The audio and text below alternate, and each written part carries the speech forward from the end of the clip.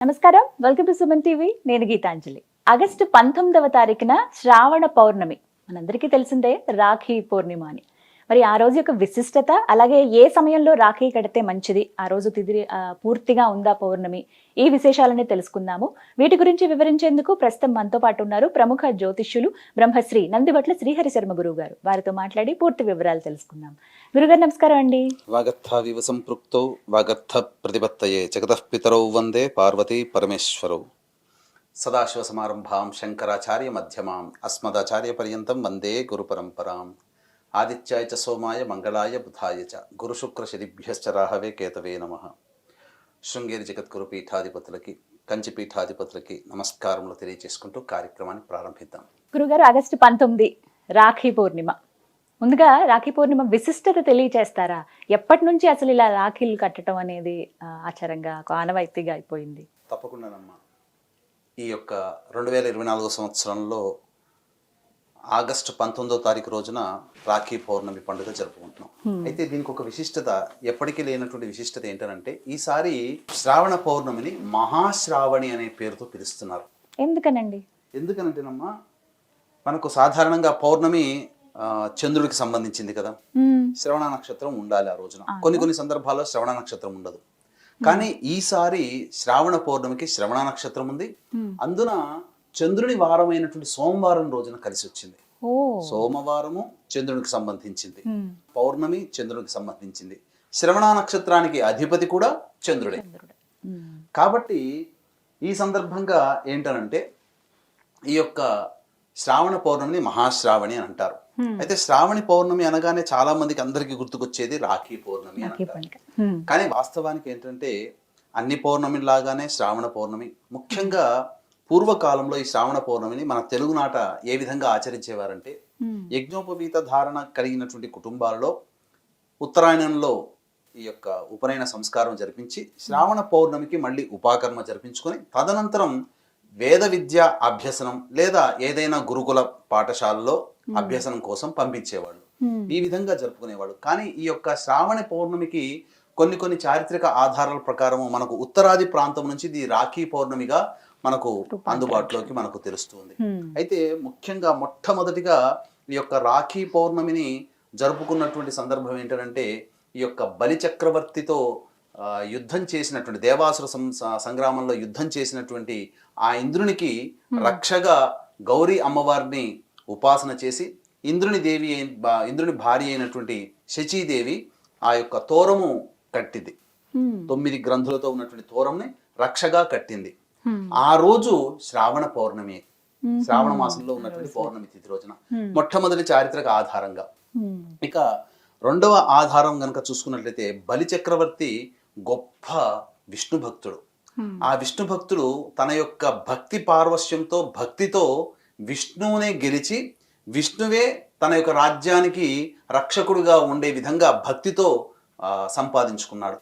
వైకుంఠం వదిలినటువంటి ఆ యొక్క విష్ణు భగవాను యొక్క జాడ తెలుసుకున్నటువంటి లక్ష్మీదేవి తిరిగి మళ్ళీ విష్ణు భగవాన్ని వైకుంఠం కోసం, వైకుంఠానికి తీసుకురావడం కోసం ఆ యొక్క లక్ష్మీదేవి బలి చక్రవర్తికి, అదే గౌరీ అమ్మవారిని ఉపాసన చేసి బలి చక్రవర్తికి రక్షగా కట్టి తన భర్తని తనకు తిరిగి ప్రసాదించమని వేరుకుంది.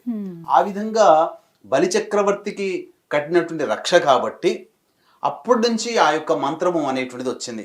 ఏనబద్ధో బలిరాజు అని చెప్పి అంటే దాని అంతరార్థం ఏంటంటే, బలి చక్రవర్తినే బంధించినటువంటి ఓ రక్ష, అటువంటి శక్తిని మళ్ళీ నాకు ప్రసాదించి నా యొక్క సోదరుని రక్షించు, నేను ఎవరికైతే రక్షగా కడుతున్నానో వాళ్ళని రక్షించు అని చెప్పే ఉద్దేశంతో ఈ యొక్క ఏనబద్ధో బలిరాజు అని చెప్పేటువంటి ఒక మంత్రాన్ని ఆ రక్షగా కడుతూ, ఆ విధంగా సోదరీమణులు సోదరునికి రక్షగా కడతారు.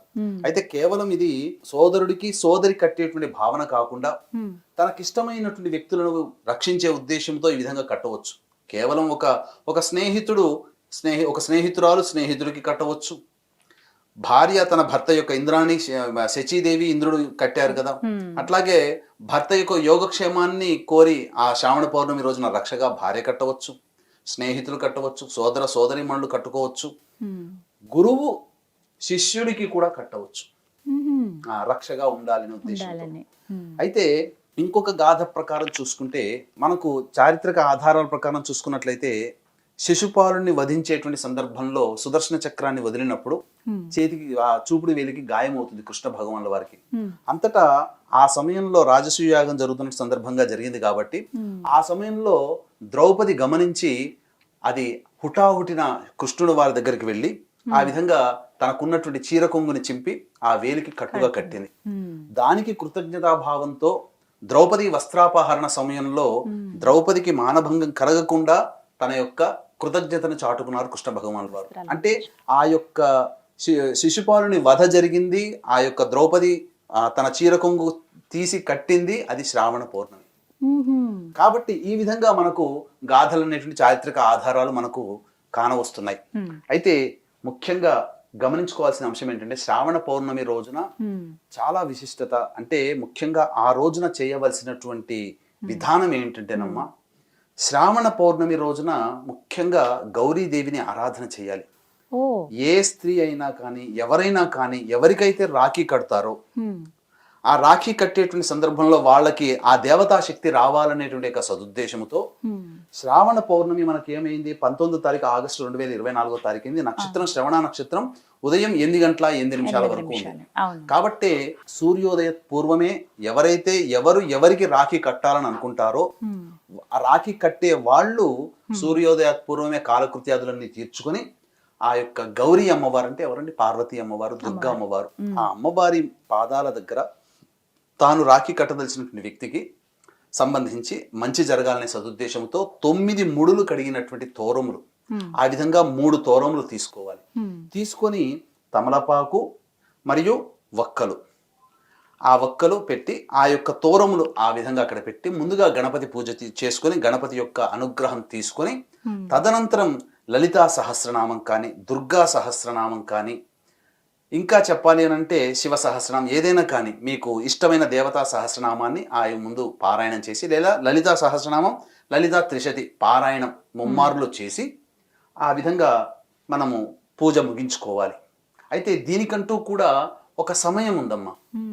అంటే ఏ సమయంలో చేయాలి అని అంటే ముఖ్యంగా వాడవలసినటువంటి ద్రవ్యములలో చూసుకుంటే బంగారు రాఖీ కానీ వెండి రాఖీ కానీ కట్టమన్నది. ఈ రోజు మనకు అనేక సందర్భాల్లో వస్తున్నాయి. అందరికీ బంగారం కట్టుకునే తాహత ఉండదు కదా, కనీసం వెండి రాఖీ కట్టగలిగేటువంటి తాహత ఉంటుంది ఎవరికైనా కానీ. ఈ రోజున 300-400 పెడితే వెండి రాఖీ వస్తుంది. వెండి రాఖీని కూడా ఆ పూజా సమయంలో పెట్టుకోవాలి. పెట్టుకున్న తర్వాత ఈ యొక్క రాఖీ కట్టే సమయం చాలా ప్రధానమైంది. వీక్షించేటువంటి ప్రేక్షకులు చాలా జాగ్రత్తగా గమనించండి. ఈసారి శ్రావణ పౌర్ణమి రాఖీ పౌర్ణమి చెప్పుకునే మనము చేసుకోవాల్సినటువంటి సమయం ఏముందనంటే భద్రాకరణం అనేటువంటిది ఉందమ్మా. అంటే ఆ సమయంలోనే కట్టాలంటారా? ఆ భద్రాకరణంలో ఉండగా ఎటువంటి శుభకార్యాలు చేయకూడదు. ఇక్కడ భద్రాకరణానికి సంబంధించి 2 గాథలు ఉన్నాయి. ఏంటంటే రావణాసురుని యొక్క సోదరి భద్ర, ఆ విధంగా ఆ రావణాసురుని యొక్క సోదరి శూర్పణఖ భద్రాకరణంలో ఉండగా రాఖీ కట్టింది కాబట్టే దేవాసుర సంగ్రామంలో రాముడి మీద ఓడిపోయాడు, రావణాసురుడు హతమయ్యాడు. ఎందుకంటే మనకు ఈ యొక్క దసరా నవరాత్రుల్లోనే కదా ఈ యొక్క యుద్ధం అని జరిగింది. మరి దసరా కంటే ముందే కదా శ్రావణం వచ్చేది. కాబట్టి శూర్పణఖ ఈ భద్రాకరణం ఉన్నటువంటి సమయంలో రాఖీ కట్టడం తత్ప్రభావం వల్లనే ఆ యొక్క రావణాసురుడు సంహరించబడ్డాడు రామరావణ సంగ్రామంలో అని చెప్పారు. భద్రాకరణం ఉన్నప్పుడు రాఖీ కట్టకూడదు. ఇంకొక విధంగా చెప్పాలి అని అంటే ఈ యొక్క భద్రాకరణం అనేటువంటిది శని యొక్క సోదరి, సూర్యుని యొక్క కుమారి. అంటే ఆ యొక్క భద్రకు ఉన్నటువంటి యొక్క వరప్రభావం వల్ల తాను ముల్లోకాలలో స్వేచ్ఛగా విహరించగలిగే శక్తి ఉంటుంది. అయితే ఏ సమయంలో ఎప్పుడు ఎక్కడ ఉంటుందో తెలియదు, కానీ ఎక్కడ ఉంటుందో ఆ యొక్క స్థలము కానీ ఆ సమయం కానీ చాలా దుష్ప్రభావాలు ఉంటాయి. కాబట్టి ప్రజలందరూ కూడా పీడింపబడతారని చెప్పి బ్రహ్మ ఒక సమయాన్ని కేటాయించాడు. నువ్వు ఈ సమయంలో భూలోకంలో ఉండు అని చెప్పి కరణంలో చోటిచ్చాడు. ఆ విధంగా భద్రాకరణం ఉన్నప్పుడు ఎవరైతే శుభకార్యాలు చేస్తారో ఆ శుభకార్యాలన్నీ కూడాను నిష్ఫలమైపోతాయి. మరి శ్రావణ పౌర్ణమి రోజున శుభకార్యం అంటే ఏంటి? సోదరుడికి సోదరి మంచి చక్కగా జీవితాంతం అండగా ఉండాలనే ఉద్దేశంతో సోదరి కడుతుంది. అట్లాగే సోదరి యొక్క యోగక్షేమం కూడా దీంట్లో ఆధారపడి ఉంటుంది. కాబట్టి భద్రాకరణం ఉన్నటువంటి సమయంలో ఈ యొక్క రాఖీ కట్టకూడదు. భద్రాకరణం ఎప్పుడుంది? 19వ తారీఖు రాఖీ పౌర్ణమి రోజున మధ్యాహ్నం 1:28 వరకు ఉంది. కాబట్టి ఆ యొక్క 1:28 వరకు కూడా రాఖీ కట్టడానికి అవకాశం లేదు. దుర్ముహూర్తము మధ్యాహ్నం 12:45 నుంచి 1:35 వరకు, తిరిగి మధ్యాహ్నం 3:15 నుంచి 4:05 సాయంత్రం వరకు దుర్ముహూర్తం ఉంది. వర్జ్యం కూడా ఉదయం 11:44 నుంచి మధ్యాహ్నం 1:11 వరకు వర్జ్యం ఉంది. కాబట్టి భద్రాకరణం మధ్యాహ్నం 1:28 వరకు. కాబట్టి ఎటు చూసుకున్నా భద్రాకరణంలో రాఖీ కట్టకూడదు, కాబట్టి 1:28 వరకు పనికిరాదు. ఆ రోజు మధ్యాహ్నం వరకు కూడా పనికిరాదు. ఇక వర్జ్యం దుర్ముహూర్తం లేని సమయంలో మనం చూసుకొని రాఖీ కట్టాలి. అయితే దీనికి ఒక విధానం కూడా ఉందమ్మా. మన శాస్త్ర ప్రకారం చెప్పబడి ఉంది ఏంటంటే, మనం ఇంతకుముందు పూజ చేశాం కదా, తమలపాకులు, ఒక్కలు, ఇవన్నీ కూడా 2 ఒక్కలు తీసుకొని ఏ వ్యక్తికి అయితే రాఖీ కట్టాలనుకుంటా ఆ వ్యక్తిని ఇంటికి ఆహ్వానం చేయాలి. సోదరుడైనా కానీ, స్నేహితుడైనా కానీ, లేదా భర్త ఎలాగో ఇంట్లోనే ఉంటారు, లేదా ఏ వ్యక్తికైనా కానీ ఇచ్చినప్పుడు చక్కగా వారికి ఇష్టమైనటువంటి వంటకాలు చక్కగా ప్రీతికరముగా చేసి భోజనం అయిన తర్వాత అప్పుడు ఈ సమయంలో రాఖీ కట్టాలమ్మా. ఏ సమయం అని మనం అన్ని చూసుకొని మొత్తం మనం ఫిల్టర్ చేసుకుంటే మనకున్నటువంటిది ఏంటంటే, ఆ రోజున చంద్రహోర మధ్యాహ్నం 1:03 నుంచి 2:03 వరకు ఉంది. కాబట్టి 1:25 వరకు ఈ యొక్క భద్రాకరణం ఉంది. కాబట్టి 1:30 నుంచి 2:03 వరకు ఉన్నటువంటి సమయము చంద్రహోర కూడా ఉంటుంది. పైగా శ్రావణ పౌర్ణమి తిథి కూడా ఉంటుంది. కాబట్టి చంద్రహోరలో కనుక కట్టినట్లయితే ఆ వ్యక్తికి శుభం చేకూరుతుంది. మధ్యాహ్నం 1:30 నుంచి 2:03 వరకు. లేదు, గురుహోర మధ్యాహ్నం 3:03 నుంచి 4:03 వరకు ఉంది. కాబట్టి దుర్ముహూర్తం 3:15 ప్రారంభమవుతుంది. కాబట్టి 3:05 నుంచి 3:15 లోపల గురుహోర ఉంటుంది. ఆ సమయానికి చూసుకుంటే కనుక గురుహోర కూడా మంచిదే, శుభప్రదం. అయితే 1:03 నుంచి 2:03 మధ్య కాలంలో 1:30 వరకు భద్రాకరణం ఉంది. కాబట్టి 1:30 నుంచి 2:03 కాలంలో వృశ్చిక లగ్నం ఉంటుంది. లగ్నాన్ని శుభుడైనటువంటి గురువు చూస్తుంటాడు. అలాగే స్థిర లగ్నం కూడా అది. కాబట్టి ఇక ఆ సమయం దాటింది ఏనంటే 3:05 నుంచి 3:15 మధ్య కాలంలో ఉండే లగ్నము ధనుర్లగ్నం అయింది. కాబట్టి వీక్షించేటువంటి ప్రేక్షకులు ఈ యొక్క సమయంలో అనగా 1:30 నుంచి 2:03 మధ్య కాలంలో రాఖీ కట్టినట్లయితే చంద్రహోరలో కట్టిన వాళ్ళు అవుతారు. స్థిర లగ్నమైనటువంటి వృశ్చిక లగ్నంలో కట్టినట్టు అవుతారు. లగ్నాధిపతి అయినటువంటి కుజుడు చూస్తున్నాడు లగ్నాన్ని, అలాగే గురువు కూడా చూస్తున్నాడు. ఆ సమయానికి లగ్నానికి అష్టమ శుద్ధి ఉందమ్మా. అన్ని ఏ మంచి పనులు చేసినా అష్టమ శుద్ధి ప్రధానంగా ఉండాలి. అష్టమ శుద్ధి లేకపోతే అది దాని యొక్క ఆయుష్, ఆ ముహూర్తం యొక్క ఆయుష్ తగ్గిపోతుంది. అందుకనే మనకు విజయనగర సంస్థాపన చేసే సమయంలో ఆ యొక్క ముహూర్త శుద్ధి సరైనటువంటి సమయంలో విద్యారణ్యుల వారు చెప్పినప్పటికీ తొందరపాటుతో ముందుగానే చేశారు. కాబట్టి 400 ఏళ్ళు మాత్రమే పరిపాలించగలిగారు విజయనగరం రాజుల వారు. లేకపోతే ఇప్పటికీ కూడా పరిపాలన సుస్థిరంగా ఉండేది.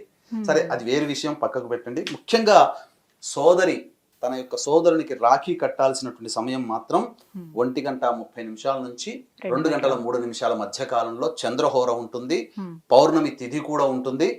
కాబట్టి చాలా శుభప్రదం అని చెప్పవచ్చు. అయితే విధానము ఏ విధంగా చేయాలి అనేటువంటిది మాత్రం తెలుసుకుందామమ్మా. వీక్షించేటువంటి ప్రేక్షకులు గమనించాల్సిన అంశం ఏంటంటే, ఆగస్టు 17వ తారీఖు మరియు ఆగస్టు 31వ తారీఖు 2 రోజులు కూడాను శని త్రయోదశులు వచ్చాయి. కాబట్టి వృషభ, మిథున, కర్కాటక, సింహతుల, వృశ్చిక, మకర, కుంభమీన రాశుల్లో జన్మించిన వారికి శనిదోష పరిహారార్థమై శనీశ్వర హోమము, అఘోర పాశుపత మంత్ర హోమము, అలాగే విద్య, వివాహ, ఉద్యోగ, దాంపత్య, అనారోగ్య సమస్యల నివారణకి 18 రకాల హోమాది కార్యక్రమాలు కేవలం 1500 రూపాయల రుసుముకి చేయించడం జరుగుతుంది. అలాగే ఒక్కొక్క క్షేత్రంలో ప్రతి నెల మీ కుటుంబ సభ్యుల గోతనామాలతో సంవత్సరం పొడుగుతా కూడా మీరు గోతనామాలు నమోదు చేసుకోవచ్చు. అవకాశం ఉన్న వాళ్ళు కార్యక్రమ తదనంతరం కాంటాక్ట్ చేసి పూర్తి వివరాలు తెలుసుకోండి. సంధ్యా సమయంలో ఈ యొక్క హోమాదులు జరిపించబడతాయి. సాయంత్రం 4 గంటలకి ప్రారంభమవుతుంది హోమాది పూజా కార్యక్రమాలు. కాబట్టి 1 గంట లోపల మీరు గోతనామాలు నమోదు చేసుకోవచ్చు.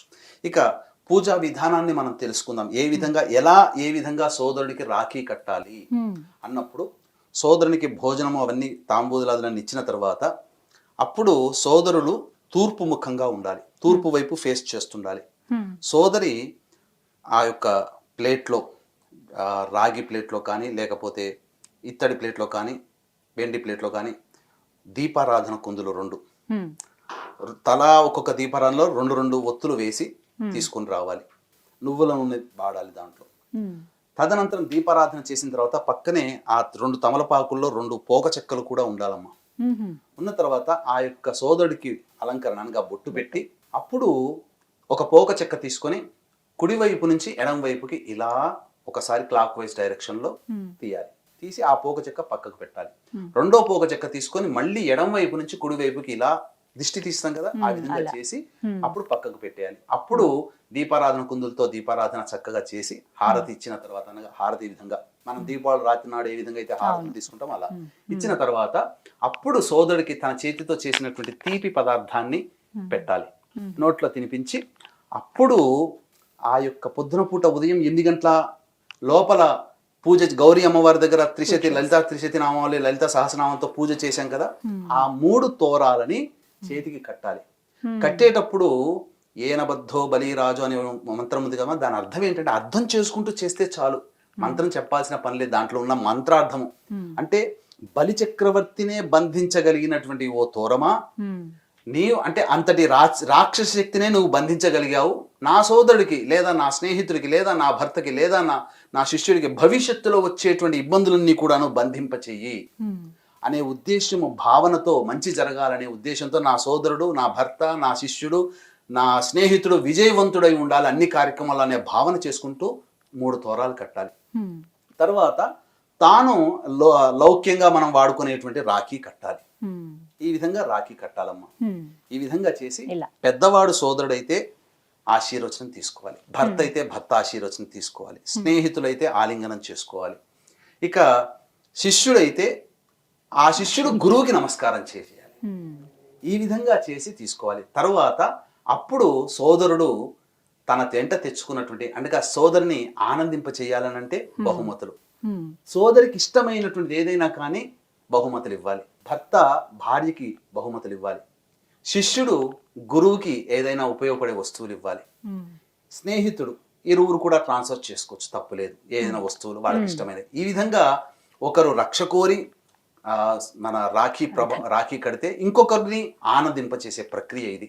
దీనివల్ల ఇలా చేయడం వల్ల చాలా శుభాలు కలుగుతాయి. ఎందుకనంటే శాస్త్రం ప్రకారం మనము అష్టమ శుద్ధి ఉన్నటువంటి ముహూర్తమే చెప్పాము, ఏ సమయంలో పడితే ఆ సమయంలో చెప్పలేదు. ఇక మధ్యలో శనిహోరం ఉందమ్మా, 2 to 3 గంటల నుంచి 2 గంటల 3 నిమిషాల నుంచి మధ్యాహ్నం 3 గంటల 3 నిమిషాల్లో ఉన్నది సమయం ఉంది, అది మంచిదే కావచ్చు కాక, కానీ శనిహోరం ఉంది.